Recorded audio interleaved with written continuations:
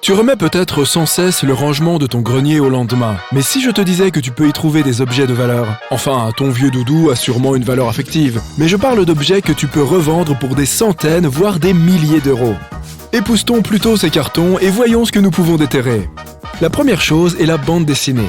Si tu es un fan de BD, tu ne les oublies sûrement pas dans ton grenier. Mais si ce n'est pas le cas, tu ne savais probablement pas que tu en possédais autant, surtout si elles appartenaient à tes parents.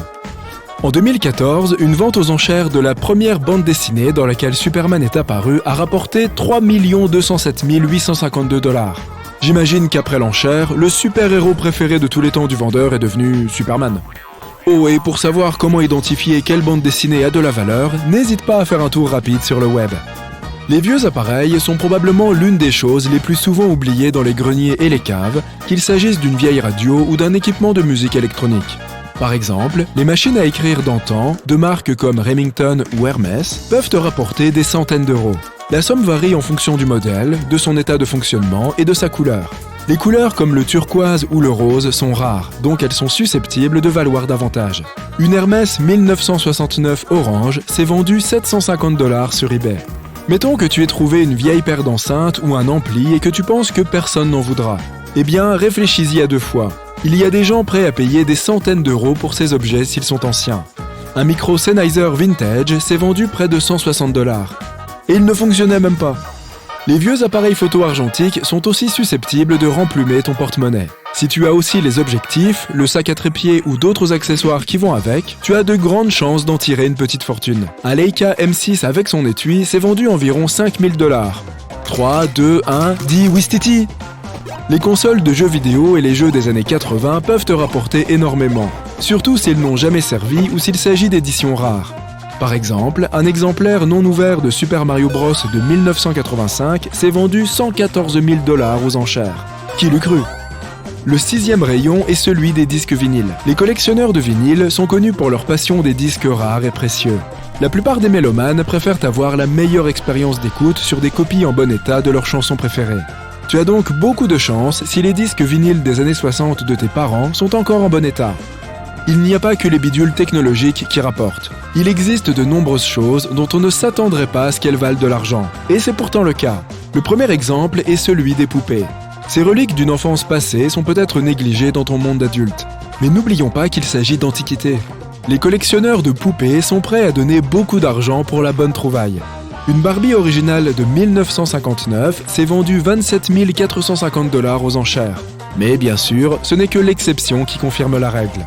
Tu pourrais gagner jusqu'à 400 $ pour des poupées de la série American Girl, par exemple. Si tu n'as aucun des éléments de la liste, n'abandonne pas pour autant. Les cartes à collectionner, en général, sont très recherchées. Commençons par Pokémon. Un Dracofeu Premium de la toute première édition s'est vendu à environ 350 000 $. L'heureux propriétaire n'a plus tellement besoin de les attraper tous. Tu n'as pas de Dracofeu dans ta collection? Eh bien, d'autres cartes des favoris du public, comme Pikachu, valent aussi pas mal d'argent. Cependant, toutes les premières éditions n'ont pas autant de valeur. Un banal Hippotrampe ou d'autres semblables te rapporteront environ 300 €. Il y a aussi les cartes de sport à collectionner, comme les cartes de baseball, sans oublier les cartes Magic. Leur prix varie en fonction de leur état et de leur rareté. Et les chaussures? Si tu as de la chance, certaines baskets au fond de ton placard peuvent encore garnir ton compte en banque. Un exemple serait les Air Jordans. La première basket conçue pour Michael Jordan a été produite au milieu des années 80. Si tu retrouves une de ces paires de baskets, elle peut valoir des centaines, voire des milliers de dollars, selon le modèle et sa condition. De même, une paire de chaussures de course Nike de 1972, connue sous le nom de Moon Shoe, a été vendue pour un montant record de 437 500 $. Maintenant, il y a aussi des articles que tu trouveras éventuellement chez tes grands-parents, comme les objets en verre de Murano. Ces objets en verre coloré sont précieux car ils sont faits à la main et proviennent d'Italie. Ce sont des souvenirs de tourisme assez répandus. Les objets d'usage quotidien, comme les cendriers et autres coupes, peuvent se vendre pour quelques centaines d'euros, tandis que les sculptures peuvent parfois en valoir quelques milliers. Le 11e rayon est celui des timbres-poste. À l'époque où ils ont été achetés, ils ne coûtaient que quelques centimes. Mais maintenant, tu peux gagner une somme faramineuse pour le bon timbre. Un timbre-poste de 1849 a été vendu pour 99 100 $. Tu pourrais bien te tenir sur une mine d'or si tu as des tapis anciens dans ton héritage de famille. Si tes grands-parents possèdent de vieux tapis turcs ou persans de grande qualité et de fabrication artisanale, Cela peut te rapporter des milliers d'euros. Un tapis a une fois été vendu pour 33,7 millions de dollars. Les meubles de la période design du milieu du siècle sont dans le coup. Les meubles des décennies comprises entre 1933 et 1965 peuvent valoir beaucoup d'argent. Tu n'auras peut-être pas l'usage d'un vieux canapé, mais ce pourrait bien être le cas de quelqu'un d'autre. Les meubles modernes du milieu du siècle sont très demandés aujourd'hui. Les meubles, la décoration et l'art ont tous de la valeur. Il se pourrait bien qu'ils soient de nouveau tendances. Et les figurines articulées, les figurines d'action des années 80 sont aussi un franc succès. Les jouets et les sets de collection de Musclor et les maîtres de l'univers sont parmi les plus précieux. Si tu ne veux pas simplement les garder pour toi et que tu préfères remplir ton escarcelle, tu seras probablement heureux d'apprendre que le playset Eternia datant de 1986 est parti pour plus de 7000 $ sur eBay. Les premières éditions de livres sont aussi très précieuses, comme tu peux t'en douter. Certains livres de première édition se vendent près d'1 million d'euros. Bien sûr, tous les livres ne valent pas aussi cher, mais garde un œil sur leur prix avant de donner ces vieux bouquins qui te prennent de la place. En parlant de dons, en 2015, une personne aux États-Unis a fait un don d'un vieil ordinateur. Sauf qu'il y avait un petit détail. Ce modèle était un ordinateur Apple de première génération extrêmement rare.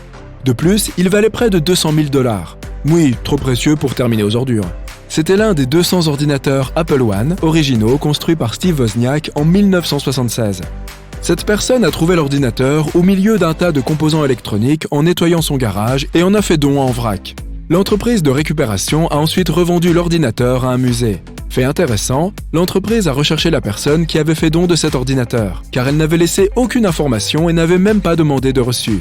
Cette mystérieuse personne a un chèque d'une valeur de 100 000 $ qui l'attend.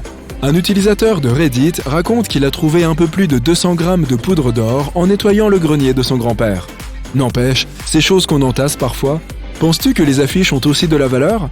Oui, la valeur d'une affiche dépend de sa notoriété et, bien sûr, de ce qu'elle représente pour les gens. Une affiche originale du film Le Magicien d'Oz, en bon état, s'est vendue 108 000 $ en 2019. Les plats en pyrex coloré du milieu du XXe siècle sont les préférés des amateurs de vintage. Si tu as l'un de ces verres sodocalciques opaques, dans des tons pastels avec des motifs intéressants, c'est ton jour de chance. Surtout si le motif n'a pas été rayé. Le saint graal du pyrex sont les pièces présentant le motif Lucky in Love.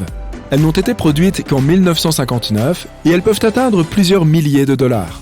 D'autres articles intéressants sont les boîtes à déjeuner et les thermos que les écoliers d'outre-Atlantique utilisaient dans les années 1950 et 1960. Ils présentent généralement des personnages de dessins animés colorés, des héros de séries télévisées ou des groupes de musique connus.